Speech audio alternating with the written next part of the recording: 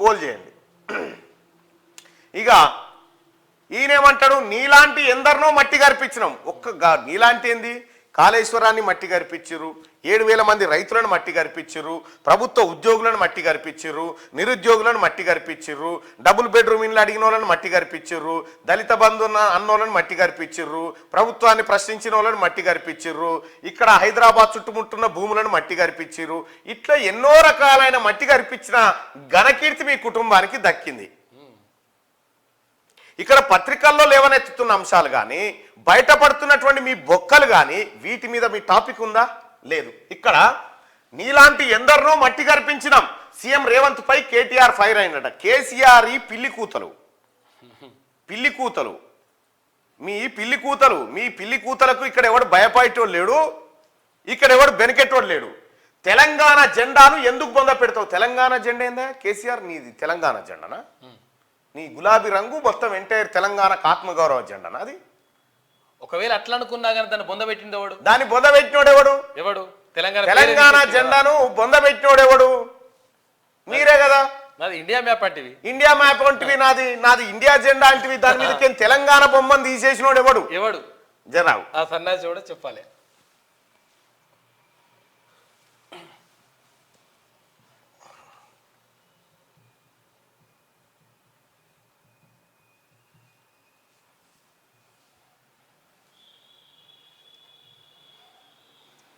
ఇగో దీని మీదకి తెలంగాణ బొమ్మ తీసేసి ఇండియా బొమ్మ పెట్టినోడు ఎవడు?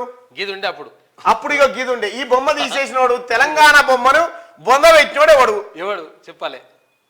మీరే కదా. నువ్వు మీ నాయన్నే కలిసి తెలంగాణ బొమ్మను బొంద పెట్టి ఇగో ఈ మ్యాప్ను తీసుకొని వస్తుంది. టీఆర్ఎస్ అంటే తెలంగాణ రాష్ట్ర సమితి అనే పేరు తీసేసి ఇగో భారత్ రాష్ట్ర సమితి అని పెడితిరి. అసలు బొంద పెట్టిన వాళ్ళు మీరేనా? ఆ పార్టీల పేర్లే తీసేస్తారు. ఆ బొందలో ఇంకా అదొకటే కాదు, మీ జీవితాలు కూడా అలానే బొంద పెట్టుకున్నారు. అయిపోయింది అది. నీకు టీఆర్ఎస్కి ఏం నీకు తెలంగాణకి ఏం సంబంధం?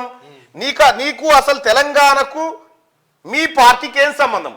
తెలంగాణ తెచ్చినందుక, డెవలప్ చేసినందుక? తెలంగాణ తెచ్చినాడు.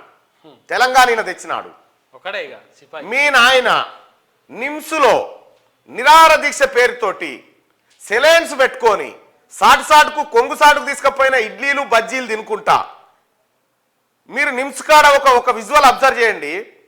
ఆ రోజు ఏమో ఉద్యమం కదా అని సప్పుడే కూకున్నాం కానీ ఇటు దిక్కేమో మీడియా నిలబడ్డది. ఆయనను బయటకు తీసుకొచ్చారు. బయటకు తీసుకురాని ఇటు చూసిండు, ఇటు మీడియాను చూసి ఇట్లు వేసిండు మెల్లిగా, కోడి మెడలు వేసిండు. నీ యాక్టింగ్ అప్పటికే తెలుసు మా అందరికీ.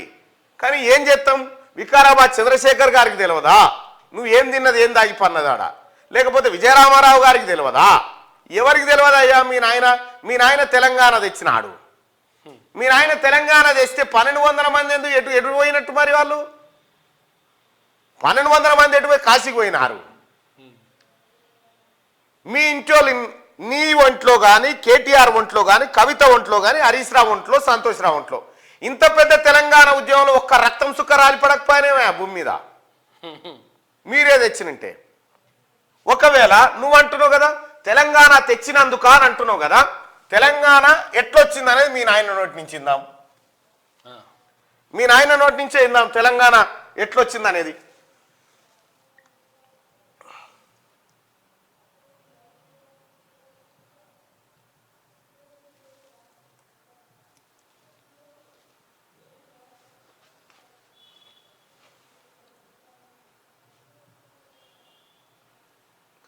తెలంగాణ రాష్ట్రం ఎట్లొచ్చింది అనేది మీ నాయన నోటి నుంచి ఉంటే నీకే అర్థమవుతుంది. మరి ఆ పులే వచ్చి కరవాలే. ఆ దంతాలు లేని పులి ఉంది కదా, ఆ పులి వచ్చి ఇలా కొడుకుని గరిస్తే ఖుద్దు కేసీఆరే చెప్పిండు కదా అసెంబ్లీలో ఏమని, తెలంగాణ రాష్ట్రం ఆ తల్లి సోనియా గాంధీ పుణ్యాన్ని వచ్చిందయా అని చెప్పింది. మరి కొడుకేం గిట్లా అంటాడు?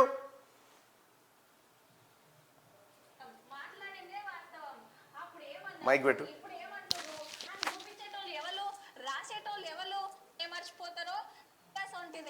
మీరు సీఎం సార్ ముందే గుర్తుపట్టి కొద్ది అసెంబ్లీనే చెప్పిండు క్లియర్ గా.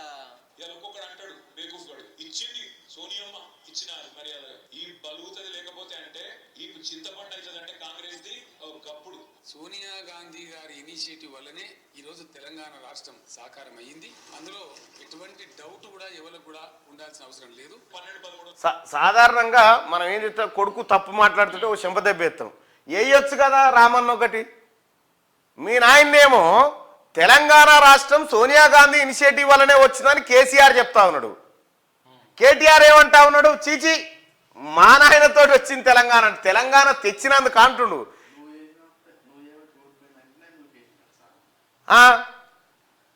మీ నాయన కాలు ఎందుకు ఇరిగిందట?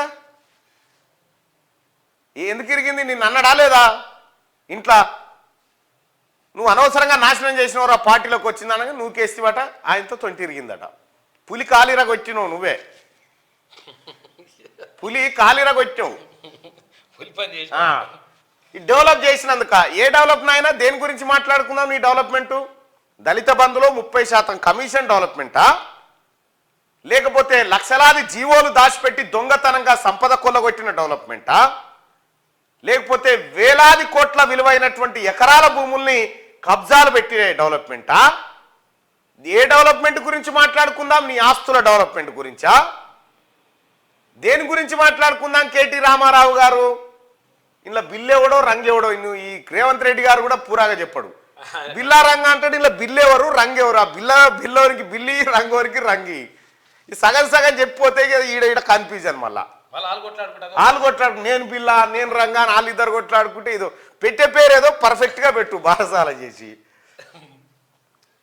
ఇప్పుడు తెలంగాణ తెచ్చినందుక, తెలంగాణ వచ్చింది సోనియా గాంధీ పుణ్యమని ఇలా నాయన అంటాడు.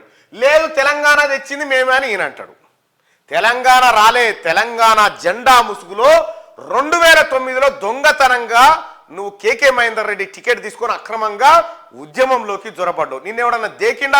నువ్వు ఎవడో తెలుసా? పోని తెలంగాణ జనానికి ఎవరికన్నా నువ్వు పరిచయమా? ఉద్యమం జరిగేటప్పుడు అది డెవలప్ చేసినందుక. నువ్వు చేసిన డెవలప్ ఏందా? కాళేశ్వరం డెవలప్ గురించి మాట్లాడదామా? సుందిల్లా, అన్నారం, పంపులు మునిగిన డెవలప్, ఏ డెవలప్మెంట్ గురించి మాట్లాడదాం చెప్పవు? ఏ డెవలప్మెంట్ గురించి మాట్లాడదాం? ఉందా నీకు కనీస జ్ఞానం ఉందా? ఏం చేసినాం మేము?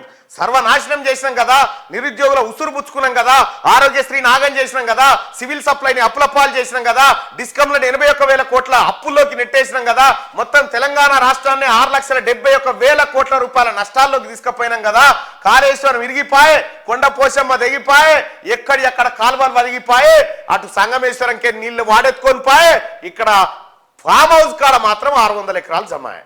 ఇదా డెవలప్మెంట్?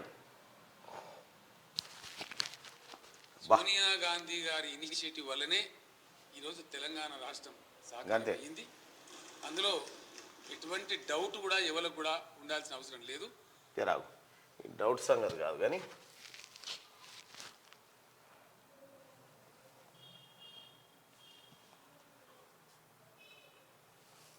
ఐఎమ్ ఆన్ రికార్డ్ అని చెప్పి ఎన్డీటీ వాళ్ళకి స్పష్టంగా కుండబద్దలు కొట్టి చెప్పిన అధ్యక్ష. ఇంకా చూడు ఏం చెప్పి, సోనియా గాంధీ గారి ఇనిషియేటివ్ వల్లనే ఈరోజు తెలంగాణ రాష్ట్రం సాకారం అయ్యింది.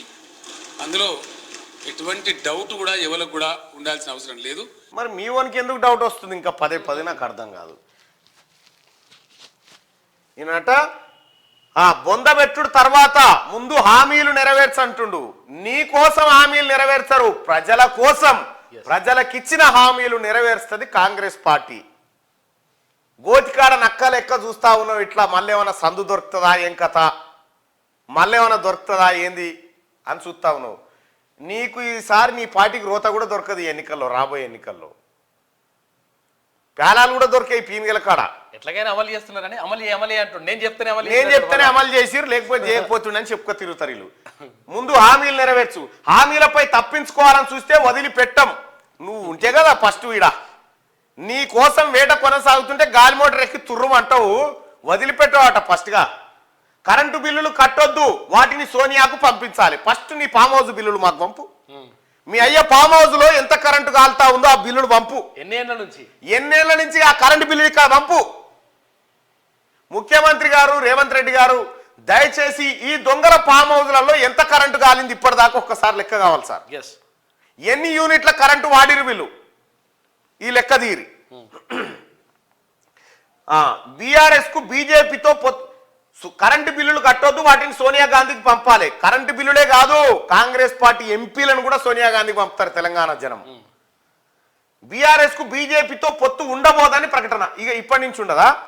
ఇప్పటి వరకు ఉండదు. ఇప్పటి నుంచి ఉండదు అంటున్నావా? ఎట్లా అది క్లారిటీ? బీజేపీతో బీఆర్ఎస్ కు పొత్తు ఉండదు అని పదే పదే ఎందుకు చెప్తా ఉన్నావు? ఎందుకు ఆ మాట వస్తా ఉంది నీ నోటి నుంచి? అంటే మనది ఇంటర్నల్ సోపది కదా. 54 మంది కాంగ్రెస్ కు రేవంత్ ఏక్నాథ్ షిండేలా మారతారని ఆరోపణ. ఈ కాంగ్రెస్ కి ఏక్నాథ్ షిండేలు ఎప్పుడు తయారు కాలే కానీ బీఆర్ఎస్ కు మాత్రం మీ బావ మాత్రం ఏక్నాథ్ షిండే అవుతాడు. బీఆర్ఎస్ పక్కా అవుతాడు. చూడు, మీ నాయన నువ్వు కేసి కాలిరగొచ్చాం పాప ముసలాయన. లండుకో బొండుకో అబద్ధాలు చెప్పో ఏదో ఒకటి చెప్పు నెట్టుకొచ్చింది అంతో ఇంతో. కానీ నువ్వు మీ నాయనను నూకేసి పంచాయతీకి ఇదేనట. ఏం లేదా, మొత్తం సోషల్ మీడియా అంతా చర్చ ఇదే.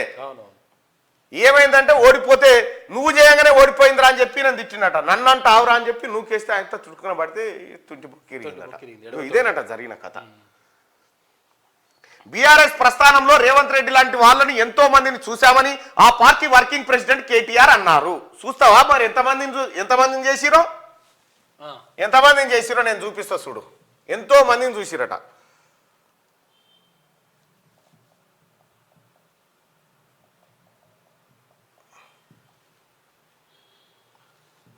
చూడు, ఎంతో మందిని చూసిరటగా. బీఆర్ఎస్ పార్టీ ఎంతో మందిని చూసి గీలే వాళ్ళు. అబద్ధం మాట్లాడితే, అబద్ధం నవ్వితే, అబద్ధం నడిస్తే ఎట్లుంటుందో దానికి ప్రతిరూపమే ముఖ్యమంత్రి కేసీఆర్. కేసీఆర్ నమ్మి చెడిపోలే. కేసీఆర్ను నమ్మి చెడిపోయిన వాళ్ళ లెక్క హనుమంతుని తోకంత అవుతుంది కావచ్చు. తెలంగాణ ఉద్యమం సురువు కాడికెళ్ళి మొదలు పెడితే ఇప్పటిదాకా కేసీఆర్ చేతుల దారుణంగా మోసపోయిన రాజకీయ నాయకుల జాబితా ఇగో ఇది. ముందుగాల టీడీపీ అధ్యక్షుడు చంద్రబాబు నాయుడు మోసపోయిండు. డిప్యూటీ స్పీకర్ పదవిస్తే కాలదాన్ని సొంత కుంపటి రాజేసిండు కేసీఆర్. ఆ కుంపటి పేరే తెలంగాణ రాష్ట్ర సమితి పార్టీ. ఇక ఆ తర్వాత ఆల నరేంద్ర గారు తెలంగాణ సాధన సమితి పేరుతోని ఆయన పార్టీ పెట్టుకుంటే పాపం ఆయనకు మాయమాటలు చెప్పి ఆయన పార్టీని తన పార్టీలో విలీనం చేసుకున్నాడు. ఇక నెక్స్ట్ గాదే ఇన్నయ్య పాపం తెలంగాణ కోసం కేసీఆర్ కంటే ముందుగాల సంధి తనలాడుతున్న బిడ్డ.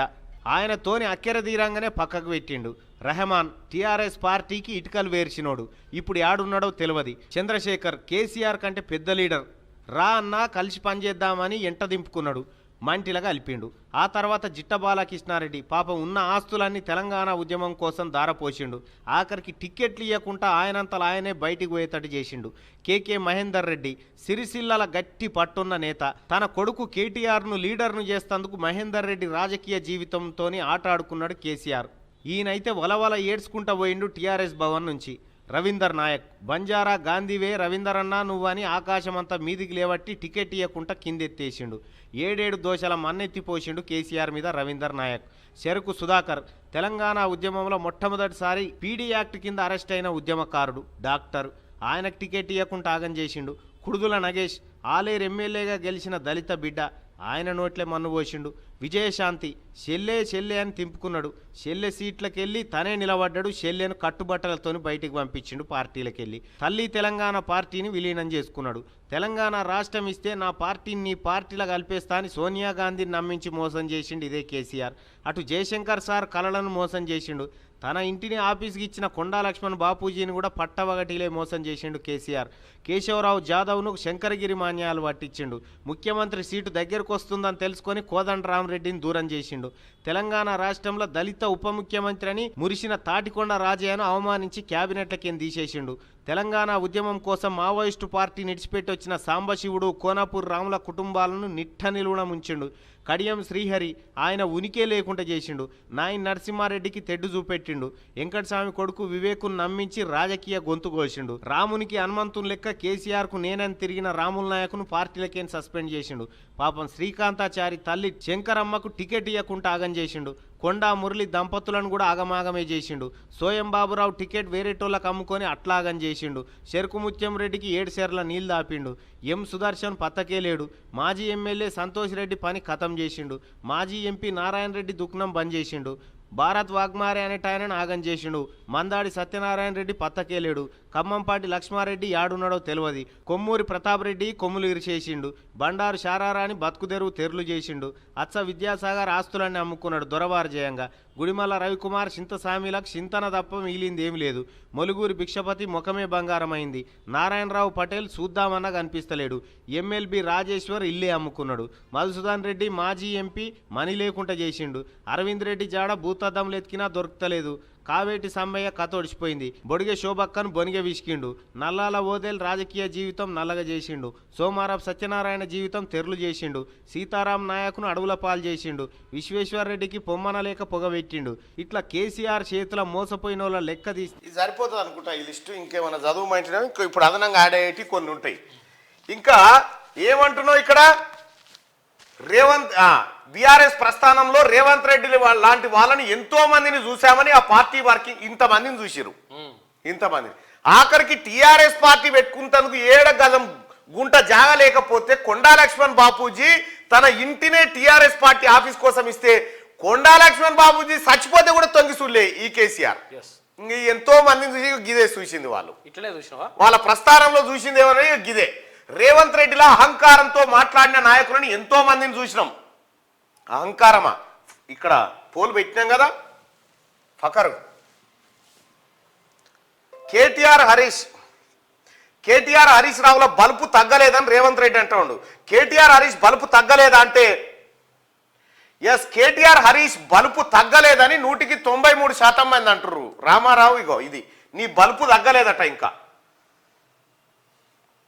ప్రజల మాట ఇది. ఇంకా బీఆర్ఎస్ ను 100 మీటర్ల లోపల బొందబెట్టే సంగతి తర్వాత ముందు హామీలను 100 రోజుల్లో నెరవేర్చడంపై దృష్టి పెట్టాలి అని వ్యాఖ్యానించాడు. మీకోసమో మీ మాటల కోసం వెయిట్ చేస్తలేదు ప్రభుత్వం తన పని తాను చేసుకుంటూ పోతుంది. శనివారం తెలంగాణ భవన్లో నిర్వహించిన సికింద్రాబాద్ హైదరాబాద్ లోక్సభ నియోజకవర్గాల సన్నాహక సమావేశంలో కేటీఆర్ మాట్లాడారు. రేవంత్ లెక్కనే ఎందరో మక్కలో పుట్టి పుబ్బలో పోతదని బీఆర్ఎస్ పై నిలిగినరు. 2.5 దశాబ్దాలుగా పార్టీ నిలబడి అలాంటి ఎందరినో మట్టి గరిపించింది. ఇంతమందిని మట్టి గరిపించింది పార్టీ. ఇప్పుడు చదివితిరుగా లెక్క, ఇంతమందిని మట్టి గరిపించరు. ఏ మాత్రం సిగ్గు శరం లేకుండా కనీసం చీమునెత్తురని ఉండాలి. పార్టీ కోసం పనిచేసిన వాళ్ళు ఎటుపోయిరు, ఏమైపోయారు, అంత దొంగలకు లంగలకు లఫంగలకు వాళ్ళతో సోపతి. అహంకారం ఎవరికి ఉండే? మీకు ఎవరన్నా కలిసిరా?